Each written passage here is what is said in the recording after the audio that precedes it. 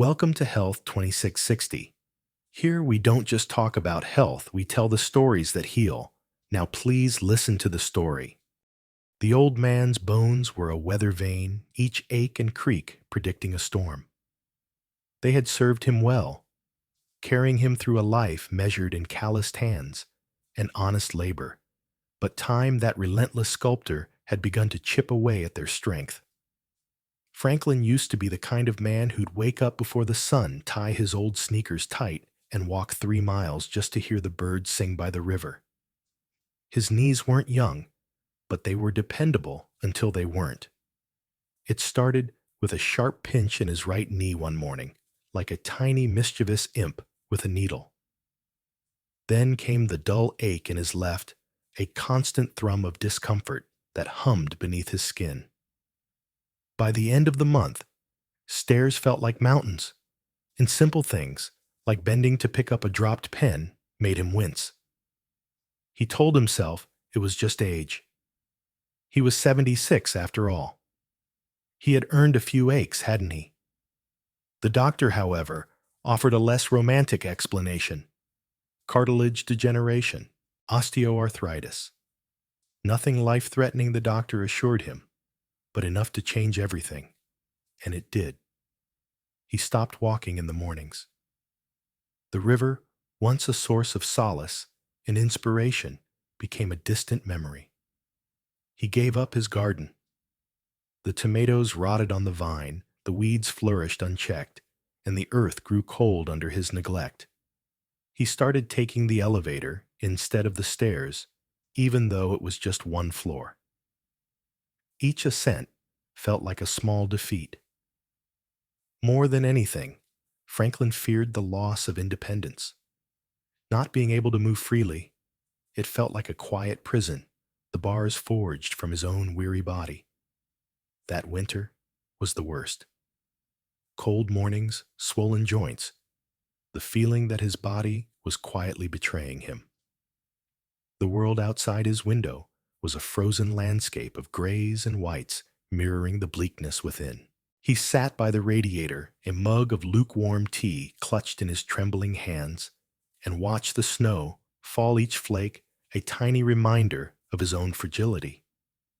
Then came Evelyn. Evelyn was a neighbor, a wisp of a woman with eyes that sparkled like the winter stars and a kind-heartedness that radiated like the summer sun. She had a small greenhouse out back, overflowing with vibrant greens and fragrant blossoms, and the kind of laugh that reminded him of springtime, a burst of pure, unadulterated joy. One snowy afternoon, she noticed him struggling with groceries, a precarious balancing act of paper bags and a carton of eggs, and offered to help. "You don't walk anymore?" she asked, gently placing a bag on his counter. Her voice was soft, but it held a thread of concern that tugged at his heart. "I walk from the living room to the kitchen." He chuckled dryly, attempting a lightness he didn't feel. Evelyn didn't laugh. Instead, she pulled a small leaf from her pocket, dark green velvety, with a faint, earthy smell. It looked unassuming, almost insignificant. "Comfrey," she said, "used for centuries to help joints, muscles, even broken bones." Franklin squinted. A leaf.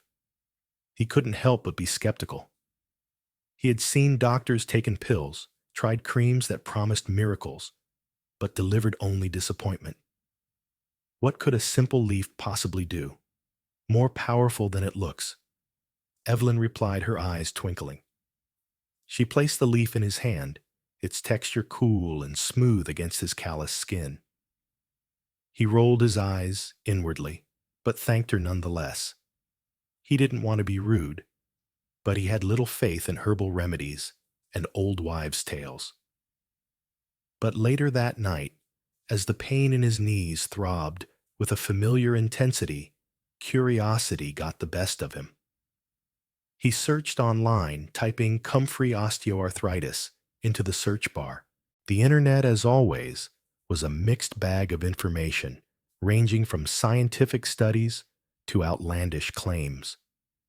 He clicked on a video with a title that made him scoff, Regenerate Cartilage Overnight with This Miracle Leaf. A young woman with impossibly clear skin and a soothing voice held up a comfrey leaf, extolling its virtues. Rub this leaf once a day and regenerate your cartilage in just one night of sleep, she declared, with unwavering confidence. The words from the video echoed in his mind. It sounded ridiculous. Too good to be true. Snake oil for the digital age. But something in him, the version of himself that missed the river, and the wind in his face, the version that remembered the strength in his legs and the joy of movement, decided to try. What did he have to lose? Evelyn showed him how. She crushed fresh comfrey leaves into a soft paste, mixed with a touch of warm water to form a poultice, and wrapped it in a warm cloth. The aroma was earthy and slightly pungent, grounding and strangely comforting. She gently pressed it against his knee, her touch surprisingly firm and confident. 40 minutes, she said. That's all it needs. Franklin sat still skeptical, watching the snow fall outside the window. The silence was broken only by the ticking of the grandfather clock in the hallway, each tick a steady reminder of the relentless passage of time. But as the warmth soaked into his joint, something strange happened. The ache dulled, not disappeared, but softened as if a sharp edge had been smoothed. It was subtle, almost imperceptible, but it was there. A flicker of hope in the darkness. That night, for the first time in weeks, he didn't wake up from the pain. He slept soundly, dreamlessly, until the first rays of dawn peeked through the curtains. He did it again, the next night, and the next. Each time he added something new, inspired by his late-night internet research.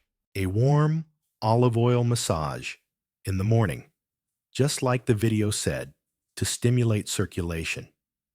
Then a few drops of ginger essential oil mixed with coconut oil in the afternoon for its anti-inflammatory properties.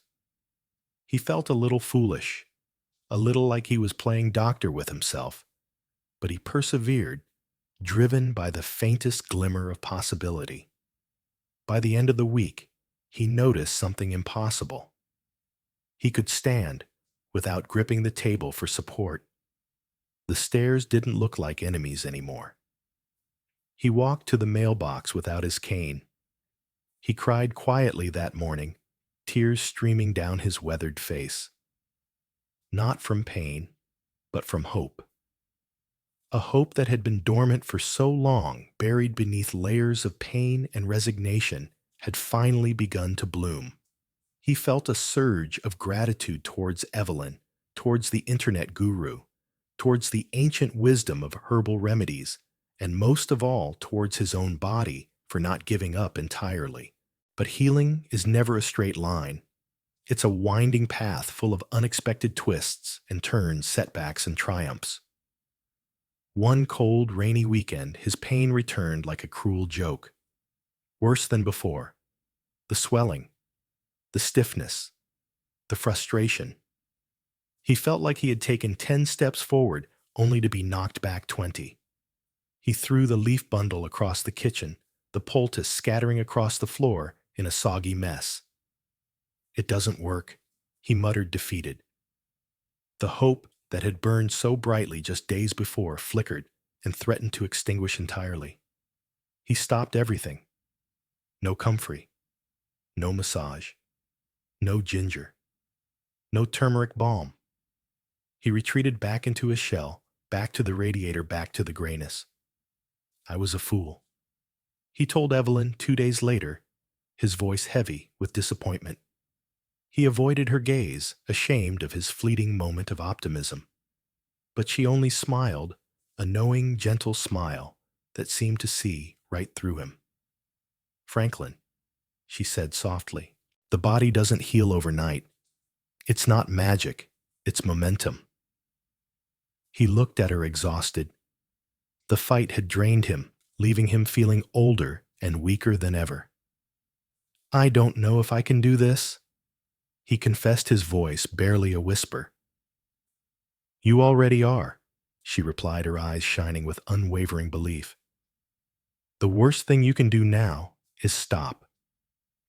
Her words hung in the air, a lifeline thrown to a drowning man. That night, Franklin made a decision. He wouldn't give up. He restarted, but slower this time, more intentional.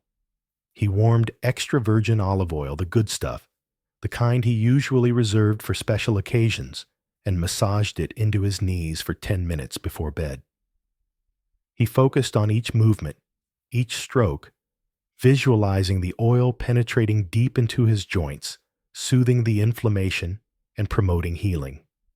He brewed ginger tea, steeping the fragrant root in hot water and inhaling the spicy aroma. He soaked a cloth in the warm tea and applied it as a compress on colder days. The heat and scent soothed more than his joints. It calmed his heart, eased his anxiety, and brought a sense of peace to his troubled mind. He crushed garlic into warm oil, let it sit on his swollen ankles, and covered it with a cloth. The relief was real. He took Epsom salt baths, soaking in silence, letting magnesium do what pills never could. He laughed to himself. Who knew salt, garlic, and leaves would become my medicine cabinet? And he brought comfrey back into his life. Not every day, but enough. He listened to his body, paying attention to its signals, learning its rhythms. Some days, his knees felt better than others. Some days, the pain was almost unbearable. But he persisted, always mindful, always patient. Each night, the warm wrap became more than a remedy. It became a promise to his body that he would not give up, that he would continue to fight, that he would not let age and arthritis define him. Spring returned, painting the landscape in vibrant hues of green and gold. So did Franklin. He started venturing outside again slowly, at first a few steps at a time. He walked to the end of the driveway, then to the corner, then around the block. He rediscovered the joy of feeling the sun on his skin, the wind in his hair, the earth beneath his feet. One morning, he found himself at the foot of the hill, behind his house, the one he hadn't dared to climb in over a year. The hill that had become a symbol of his limitations, his frailty, his lost freedom. He hesitated. Doubts swirled in his mind. What if he couldn't make it? What if he fell? What if the pain returned? Then he remembered Evelyn's words. "You already are." He took a deep breath and stepped forward. One foot, then the other. He climbed slowly, carefully, his cane, providing support and balance. Halfway up, his knees trembled. The pain flared. He wanted to stop, to turn back, to admit defeat. But he didn't. He pressed on, fueled by a stubborn determination and a burning desire to reclaim his life. When he reached the top, the view took his breath away. It wasn't just the trees or the sunlight painting gold across the valley. It was the feeling of being alive again. Whole. He stood there for a long time, breathing in the fresh air, feeling the strength returning to his legs, the joy flooding his soul.